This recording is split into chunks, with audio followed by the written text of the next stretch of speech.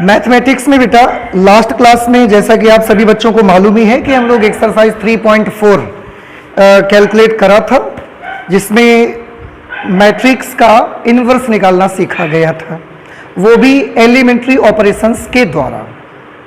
I hope कि आपको सारी चीज़ें क्लियर हैं। इसके बाद आगे जब हम चलते हैं तो इसमें मुझे विविध उदाहरण मिलते हैं जिन्हें हम मिसलेनियस एग्जाम्पल्स कहते हैं। तो अब हम सबसे पहले मिसलेनियस एग्जाम्पल्स लगाएंगे और इसके बाद मिसलेनियस एक्सरसाइज पर आ जाएंगे। ओके, तो देखते हैं कि क्या एग्जाम्पल है। सबसे पहला एग्जाम्पल नंबर 26 है। इस पे लिखा हुआ है कि यदि a is equal to cos theta sine theta minus sine theta cos theta, ये मैट्रिक्स है, तो सिद्ध करो कि a to the power n की जो वैल्यू है n belongs to capital N।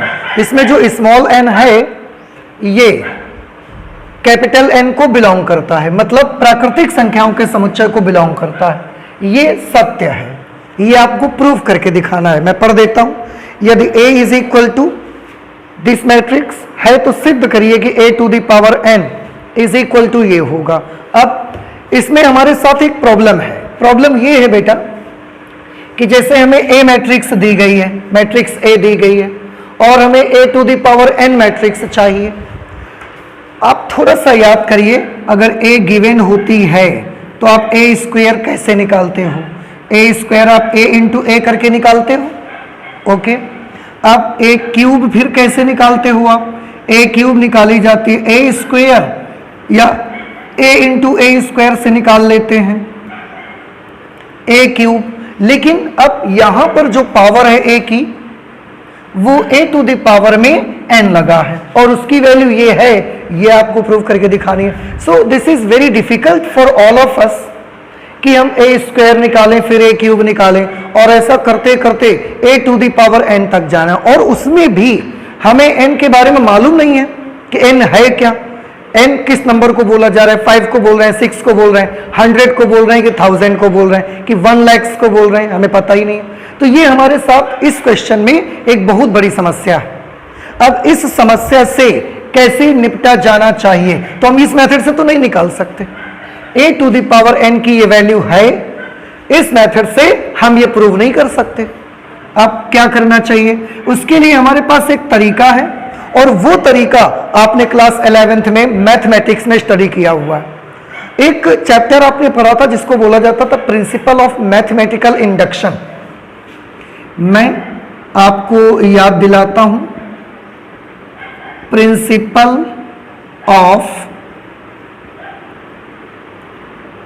Mathematical induction यानी कि गणितीय आगमन का सिद्धांत। याद करें सभी बच्चे, गणितीय आगमन का सिद्धांत, ये एक चैप्टर पढ़ा था। इसकी मदद से भी हम दिए गए स्टेटमेंट्स को सत्य प्रूफ करके दिखाया करते थे। कैसे करते थे मैं आपको ध्यान दिलाता हूं। इसमें एक स्टेटमेंट हमको दिया जाता था P ऑफ n। सबसे पहले क्या करते थे? सबसे पहले उसमें n की जगह 1 लिखते थे और n की जगह 1 लिखकर उस स्टेटमेंट को n इज इक्वल टू 1 के लिए सत्य सिद्ध करते थे। स्टेप 2 लेते थे जिसमें हम ये करते थे कि n is equal to k के लिए उस कथन को सत्य मान लेते थे। n is equal to k के लिए उस कथन को सत्य मान लेते थे। फिर इसका उपयोग करते हुए स्टेप 3 लेते थे जिसमें हम n is equal to k plus 1 के लिए दिए गए कथन को सत्य सिद्ध कर देते थे। और ये 3 स्टेप में हम प्रूव कर सकते हैं कि जो भी स्टेटमेंट दिया गया है वो बिल्कुल सत्य है। एंड आई होप कि अब आप बच्चों को याद भी आ गया होगा। तो चलिए सबसे पहले स्टेप नंबर 1 करते हैं, उसी का प्रयोग यहां पर करेंगे। गणितीय आगमन सिद्धांत से हम इसे सॉल्व करेंगे, इसका हल करेंगे। गणितीय आगमन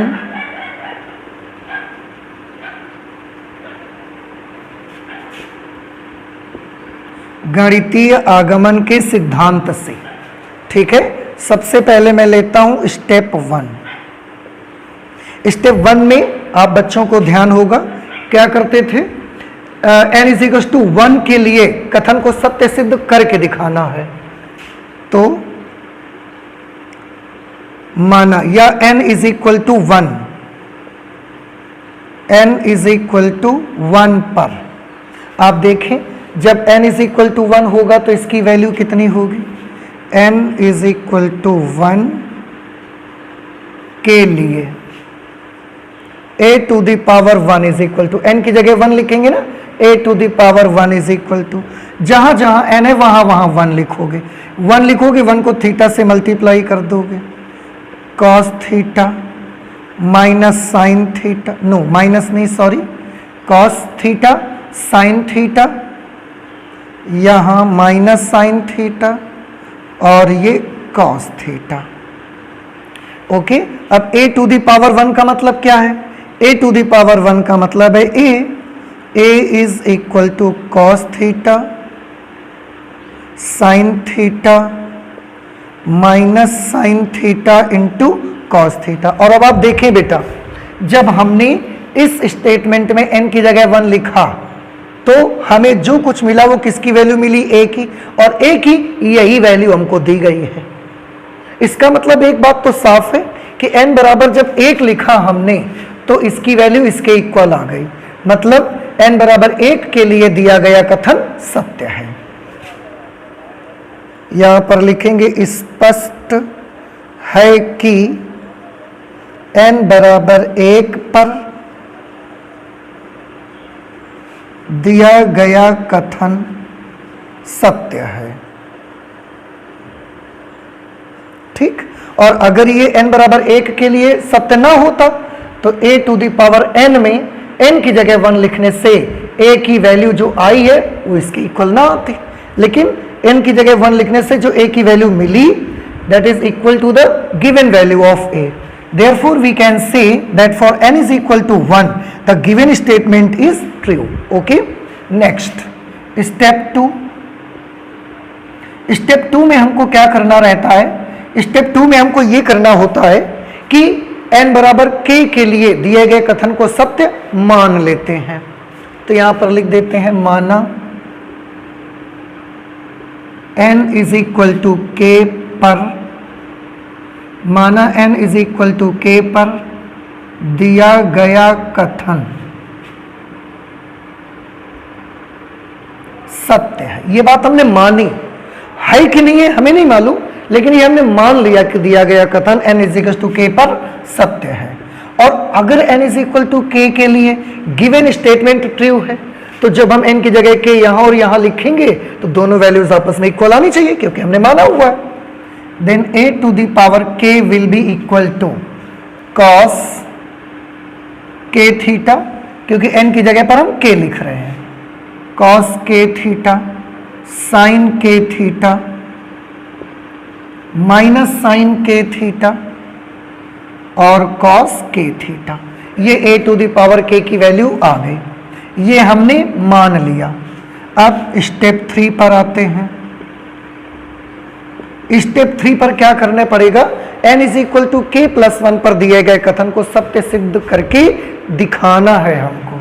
तो फिर यहां ले लेते हैं, अब n is equal to k plus 1 पर, n is equal to k plus 1 अगर ले लेंगे और इस पे पुटअप करेंगे तो क्या मिलेगा, देखो a to the power k plus 1। देखो बेटा n की जगह k प्लस 1 लिख रहे हैं, ऐसा ही राइट हैंड साइड में cos n की जगह पर k plus 1 theta, sine n की जगह पर k प्लस 1 थीटा, यहां पर भी minus sine k plus 1 theta और यहां पर ये cos k प्लस 1 थीटा। और अभी आया नहीं हमारा आंसर, करना क्या है, n is equal to k plus 1 पर ये जो स्टेटमेंट मिला है ना, इसको हमें सत्य सिद्ध करके दिखाना है कि ये वैल्यू इसके इक्वल वाकई में है, ये हमें प्रूव करना है। अभी ये बना नहीं आंसर, अब अगर प्रूफ करना है तो इसका हम लेफ्ट हैंड साइड लेते हैं और उसको सॉल्व करके ला के दिखाएंगे। तो चलिए इसका लेफ्ट हैंड साइड ले लीजिए। और कहीं आपने ऐसा कर दिया कि इसका जो लेफ्ट हैंड साइड है उसे राइट हैंड साइड के इक्वल करके दिखा दिया, तो फिर हम ये मान जाया जाएगा for each and every small n belongs to capital N the given statement is true. Okay, left hand side a is equal to k plus 1। हम इसको कैसे लिख सकते हैं? तो हम इसको लिख सकते हैं a to the power k into a, ऐसे लिखेंगे। a to the power k हम कहां से लाएंगे? देखो a to the power k plus 1 है, a to the power k into a लिखेंगे, गुणा में घातें जुड़ती हैं तो इसकी घात k और इसकी घात 1 दोनों आपस में ऐड हो जाएंगे। a to the power k की जगह पर हम इसको नोट करेंगे cos k theta sin k theta minus sine k theta और cos k थीटा। ये a to the power k हम स्टेप 2 से ले लेंगे और इंटू a की जगह पर ये वैल्यू नोट कर दो cos theta sin theta minus sine theta और ये cos थीटा। अब इन दोनों को बेटा हमें मल्टीप्लाई करना है। मल्टीप्लाई का तरीका आप सभी बच्चों को मालूम है।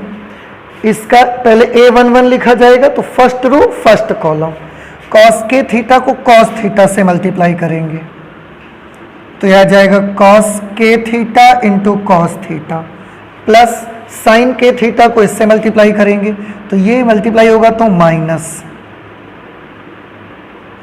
sin k theta into sin theta, first row first column. अब फर्स्ट रो सेकेंड कॉलम करेंगे तो cos k थीटा को sin थीटा से गुणा होगा,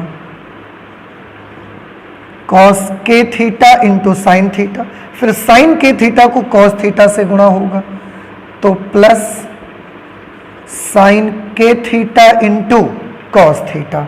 तो a12 आ गया। अब a22 चाहिए, सेकेंड रो नहीं sorry a21 second row first column, तो माइनस साइन k थीटा को cos थीटा से मल्टीप्लाई करेंगे, minus sine k theta into cos theta, cos k theta को इससे मल्टीप्लाई करेंगे तो minus cos k theta into sine theta, second row first column. अब second row second column, minus sine k theta को sine theta से multiply करेंगे तो minus sine k theta into sine theta, cos k theta को cos theta से multiply करेंगे तो cos k theta into cos theta. Okay, अब इसको थोड़ा सा कैलकुलेशन आपको करनी है, इसे हम हटा देते हैं क्योंकि ये अब आप समझ गए हैं। इसे कैलकुलेट कर लीजिए भाई। This is a to the power k plus 1 और this is left hand side a to the power k plus 1। बेटा ध्यान से देखें, अगर इसको आप गौर से देखेंगे तो ये cos k theta cos theta minus sine k theta sine theta, यानी कि cos a cos b minus sin a sin b का फॉर्मूला बनेगा। cos a cos b minus sin a sin b, ये किसका फॉर्मूला होता है? ये होता है cos a प्लस b, यानी कि k theta plus theta, cos a plus b cos k theta plus theta.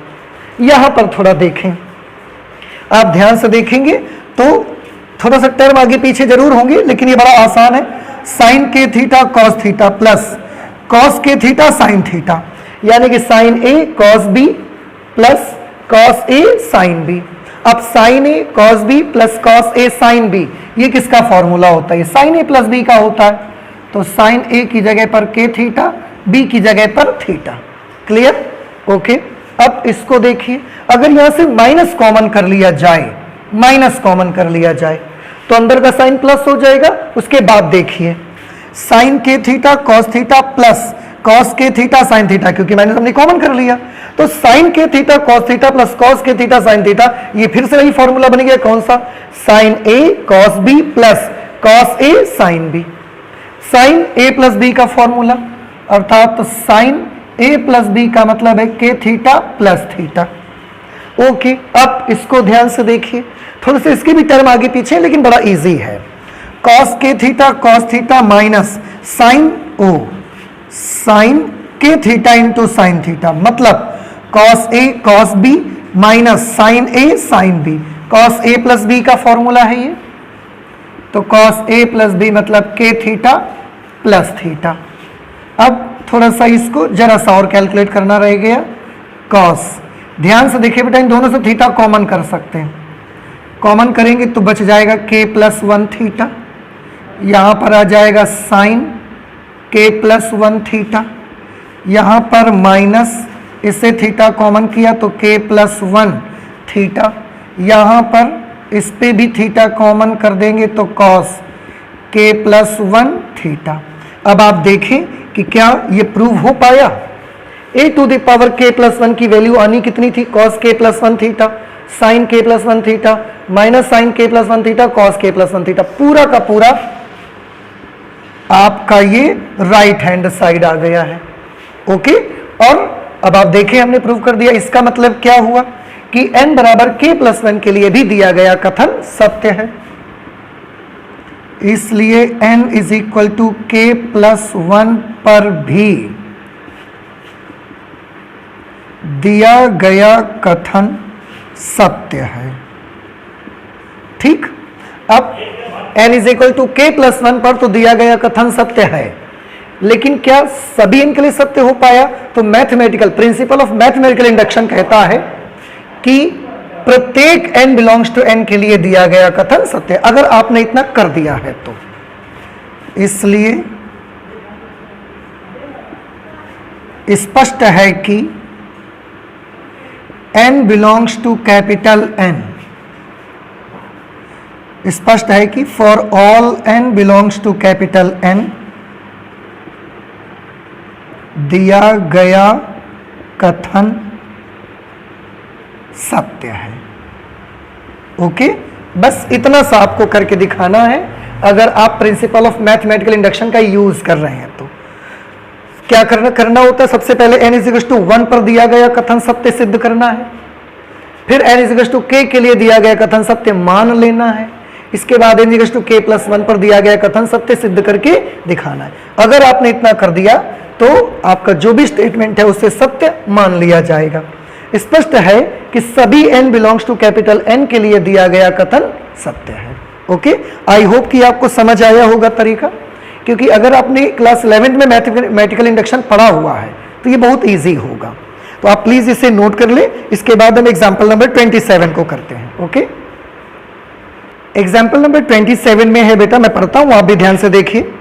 यदि a तथा b समान कोटि के सममित आव्यूह हैं, a और b समान कोटि के सममित आव्यूह हैं,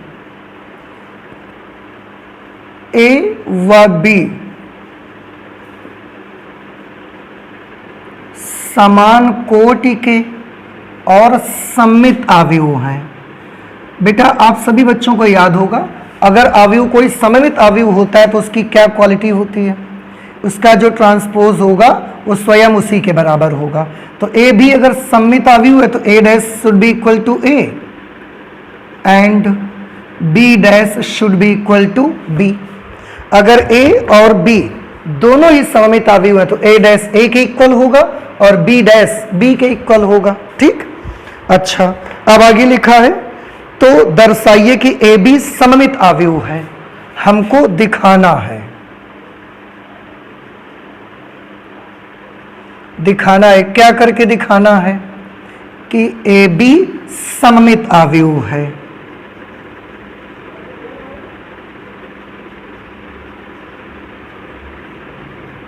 ए बी सममित आव्यूह है, अर्थात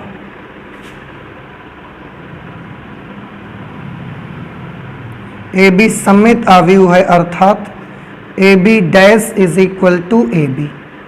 आप सभी ने ये चीज पढ़ी हुई है कि अगर कोई भी आव्यूह सममित आव्यूह है तो उसका जो ट्रांसपोज होगा वो स्वयं उसी मैट्रिक्स के इक्वल आना चाहिए। तो ए और बी सममित आव्यूह है तो A dash A B dash B के इक्वल है। दिखाना है कि ए बी सममित आव्यूह अर्थात A B dash is equal to A B, ये प्रूव करना है। एक चीज उन्होंने और दी है, और केवल यदि ए तथा बी क्रम विनिमय अर्थात A B is equal to B है, ये भी हमको दिया गया है। दिया है, क्या दिया है कि A B is equal to B A, ये हमको गिवन है। अब इनका और इसका यूज करके ये हमको प्रूव करना है। ठीक है, तो हम सॉल्यूशन स्टार्ट करते हैं। हम इसका लेफ्ट हैंड साइड ले लेते हैं, जो भी हमें प्रूव करना है।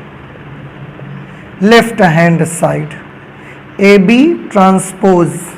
अब आपने इसका एक रूल पढ़ा है, transpose of A B is equal to transpose of A B is equal to transpose of B into transpose of ए।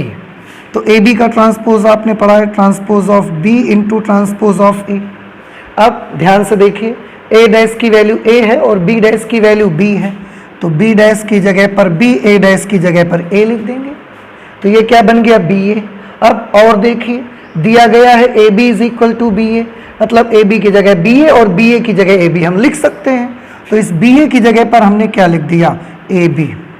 और अब आप ध्यान से देखें, A B dash is equal to A B, A B dash is equal to A B, यही तो आपको prove करना था। तो हमने लिख दिया यही सिद्ध करना था। ठीक, यही आपको प्रूव करना था, बस इतना सा क्वेश्चन था आपका।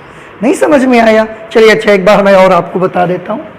ए और बी समान कोटि के सममित अवयव हैं, तो A dash is equal to A, B dash is equal to B. क्यों? क्योंकि सममित है और ये सममित की ही कंडीशन है।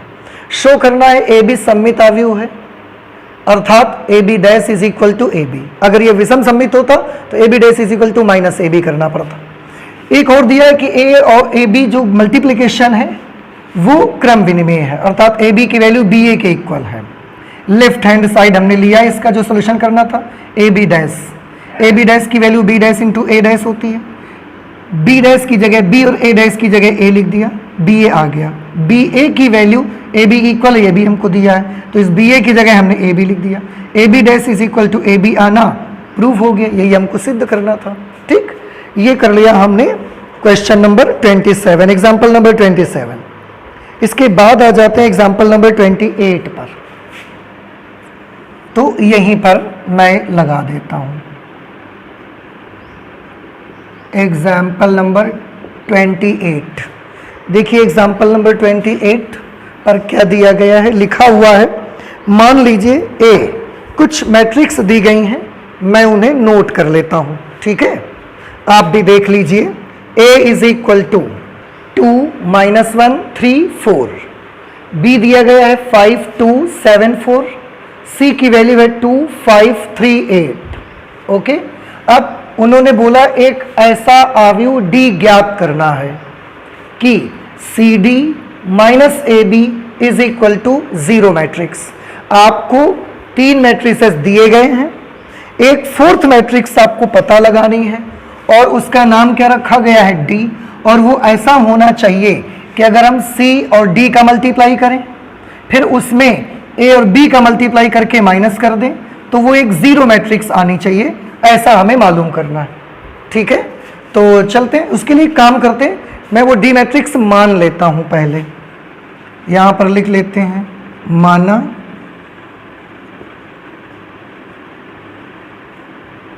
माना अवयव डी इज इक्वल टू, कुछ भी मान लो आप, क्योंकि ये सारे 2 by 2 के मैट्रिक्स हैं, इसलिए जो हम डी मानेंगे उसको भी 2 into 2 ऑर्डर का ही मानेंगे। इसको मैं मान लेता हूं x y z w। Okay, ये हमने मान लिया। अब हमको सी डी चाहिए, पहले सी डी यानी कि सी और डी का मल्टीप्लिकेशन। सी की जगह पर है 2 5 3 8। ठीक, ये सी कर लिया, इंटू डी, डी की जगह पर x y z w। चलिए इसको निकालिए, मल्टीप्लाई करना आप सबको आता है। A11 first row first column 2x + 5z, 2x + 5z। फिर A12 first row second column 2y + 5w, 2y + 5w। इसके बाद second row first column 3x + 8z, 3x + 8z। फिर second row second column 3y + 8w, 3y + 8w। ये C D की value आ गई। इसी तरह से हम अब ए बी कैलकुलेट कर लेते हैं, क्योंकि मुझे यहाँ रखने के लिए सी डी भी चाहिए, ए बी भी चाहिए। A B means multiplication of A and B. A 2 - 1 3 4 और b की जगह पर b की वैल्यू लिख देंगे 5 2 7 4 इज इक्वल टू, इसको मल्टीप्लाई करिए, ठीक है।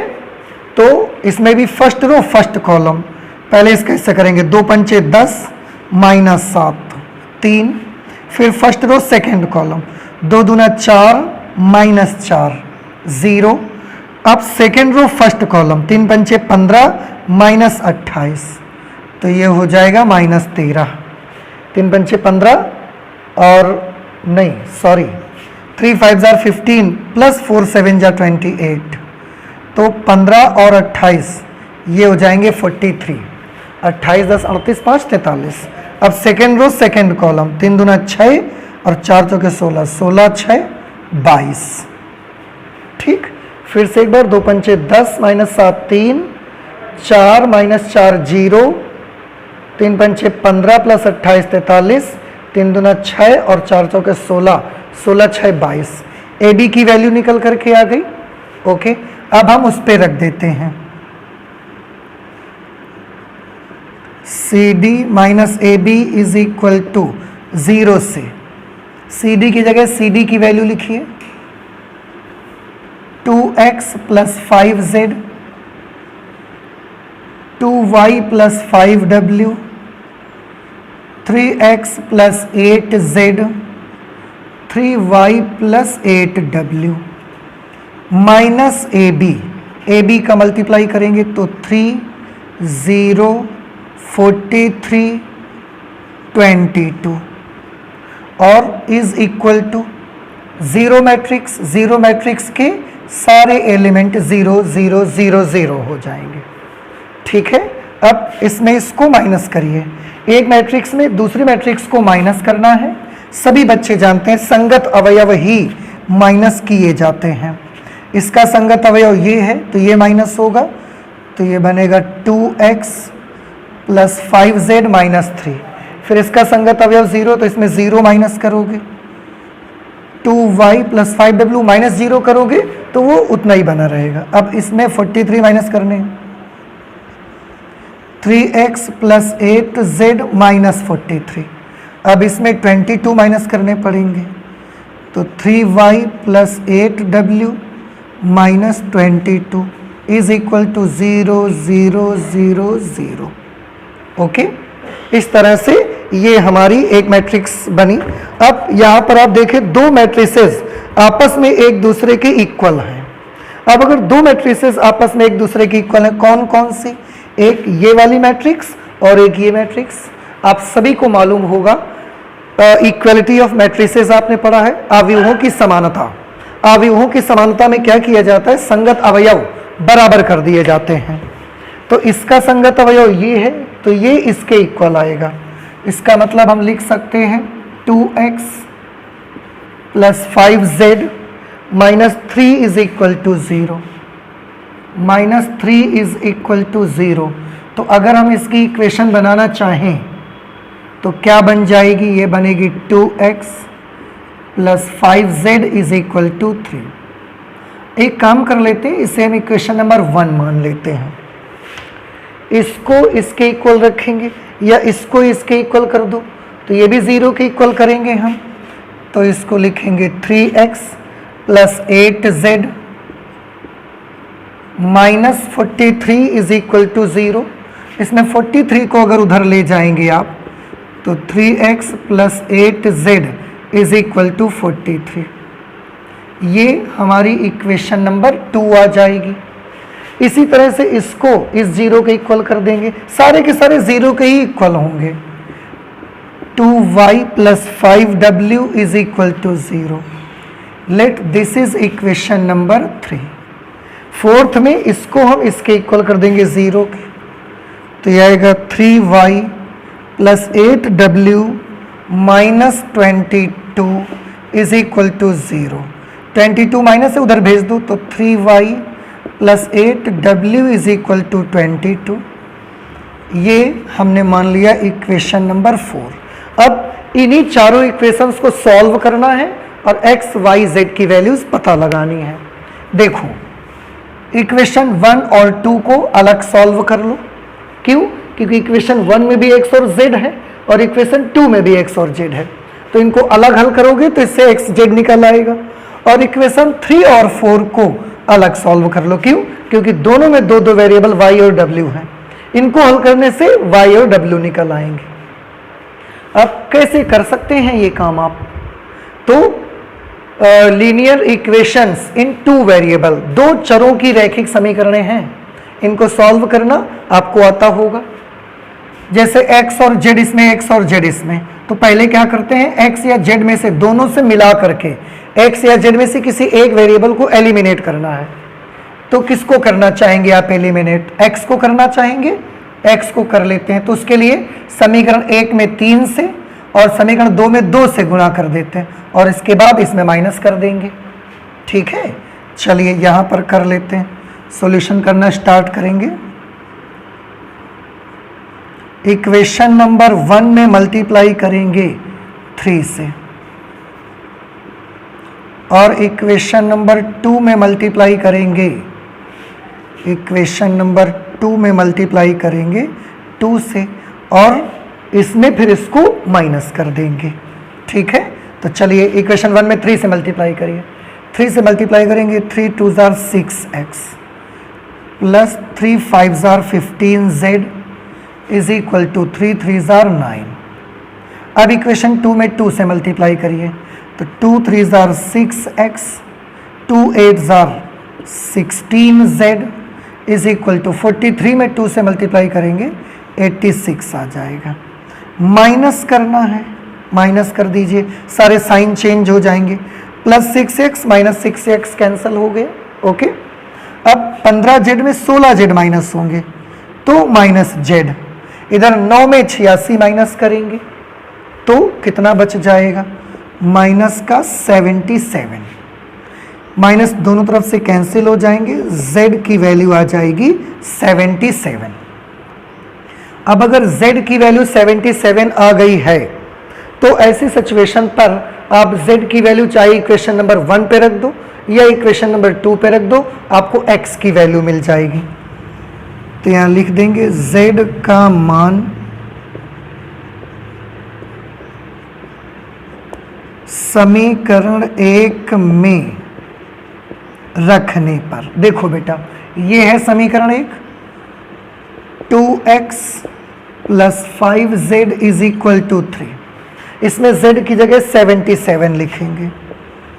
तो 2x बटा, जब z की जगह 77 लिखोगे, 77 को 5 से मल्टीप्लाई करोगे तो 5 7 ज़ा 35, कैरी 3, फिर 5 7 ज़ा 35 और 3 38 is equal to 3। 2x is equal to, इसको उधर भेज देंगे तो ये उधर जाके माइनस हो जाएगा, 3 माइनस हो जाएंगे तो माइनस 382 बचेगा। अब 2 से अगर मैं डिवाइड कर दूंगा इसको तो माइनस 191, x की वैल्यू आ जाएगी माइनस 191, z 77, x माइनस 191। इन दोनों इक्वेशन से x और z निकाल लिया। अब 3 और 4 को यूज करके हमें y और w भी पता लगाना है, उसके लिए मैं इसको यहां कर देता हूं। इसमें आप क्या करेंगे, इसमें भी वही काम कर लीजिए बेटा, 3 में 3 से और 4 में 2 से मल्टीप्लाई करके माइनस कर दीजिए। देखिए इक्वेशन नंबर 3 में 3 से मल्टीप्लाई करेंगे, इक्वेशन नंबर 4 में 2 से मल्टीप्लाई करेंगे, फिर इसमें इसको माइनस कर देंगे। ठीक, तो चलिए इक्वेशन 3 में 3 से मल्टीप्लाई करिए, तो 3 2 जार 6y plus 15w, 6y plus 15w is equal to 0। अब 4 में 2 से मल्टीप्लाई करिए, तो 2 3 जार 6y प्लस 2 से 8w में करेंगे 16w, उधर 22 में 2 से करेंगे 44 हो जाएगा, माइनस कर देंगे, plus 6y minus 6y cancel, 15w में से 16w माइनस हो जाएंगे तो minus w, 0 minus 44 minus 44, therefore w is equal two plus 44, w की वैल्यू प्लस 44 आ गई। अब w की वैल्यू इक्वेशन 3 और 4 में से किसी में भी आप रखोगे तो y निकल करके आ जाएगा। हम 3 में रख देते हैं, यहां लिख देते हैं W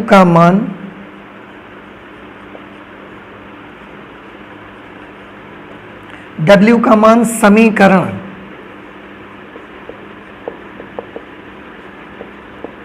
3 में रखने पर, तो समीकरण 3 क्या है? 2y + 5w is equal to 0।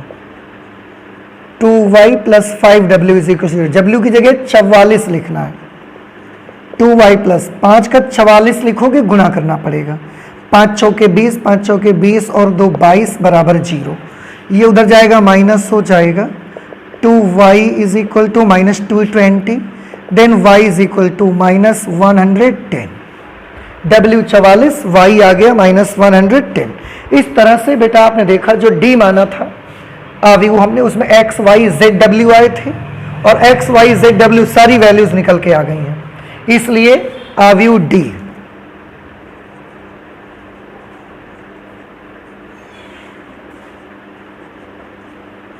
इसलिए अभीष्ट अवयव d is equal to, d हमने माना क्या था? x y z w। अब इनकी अगर वैल्यू लिख देंगे तो d आपको मिल जाएगा। x की वैल्यू कितनी है बेटा? x की वैल्यू है -191। y की वैल्यू कितनी है? y की वैल्यू है -110। z की वैल्यू है 77 और w की वैल्यू है 44। इस तरह से ये वो अवयव निकल करके आया। देखें तो ये एक ऐसा मैट्रिक्स है, इसके बारे में क्वेश्चन में जिक्र किया जा रहा था कि एक ऐसा अवयव बताएं जिससे ये कंडीशन फुलफिल हो जाए, तो वो कंडीशन फुलफिल हो गई। क्वेश्चन यहाँ से स्टार्ट हुआ है और वहाँ पे जाके ख़त्म। इस तरह से हमने बेटा इसके क्या कर लिए? मिसलिनियस एग्जाम्पल्स सॉल्व कर लिए हम। अब इसमें आ जाएंगे हम लोग मिसलिनियस एक्सरसाइज पे 3 पर, लेकिन अब उसको हम लोग कैलकुलेट करेंगे, नेक्स्ट क्लास पे कैलकुलेट करेंगे, ठीक है। तो आज हम इतना ही रखते हैं मैथमेटिक्स में। आई होप कि आपको 26, 27 और ये 28 नंबर एग्जाम्पल, तीनों एग्जाम्पल्स आपको अच्छे से समझ में आए, ठीक है। तो आज इतना ही रखते हैं, चलते हैं, मिलते हैं अगली क्लास पे। Thank you.